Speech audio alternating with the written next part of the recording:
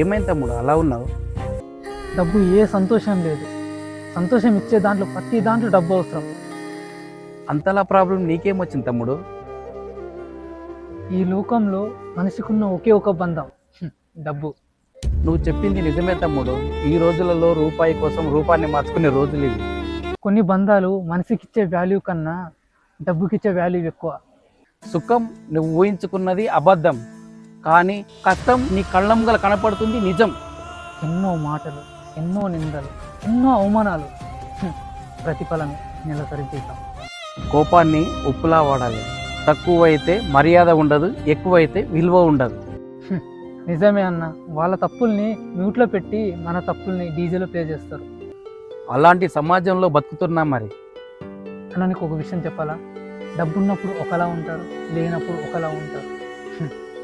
అన్న డబ్బున్నప్పుడు లేని బంధాలు కూడా పుట్టుకొని వస్తాయి, లేనప్పుడు ఉన్న బంధాలు కూడా విడిపోతాయి. మనకన్నా డబ్బుకి ఎక్కువ వాల్యూ అన్న. నువ్వు ఎంత అనుభవిస్తే ఇలాంటి మాటలు వస్తాయి? బాగున్నప్పుడు కాదు, ఎలాంటి సిచ్యువేషన్లో అయినా తోడుండేదే నిజమైన బంధం. మన బంధాలు డబ్బుకు ముడి కట్టి ఉందో, మనసుకు ముడి కట్టి ఉందో మీరే కామెంట్ చేయండి. సిక్కు ముళ్ళు గప్పి రంగులీనుతున్న లోకమంటే పెద్ద నాటకమే తెలియకనే సాగే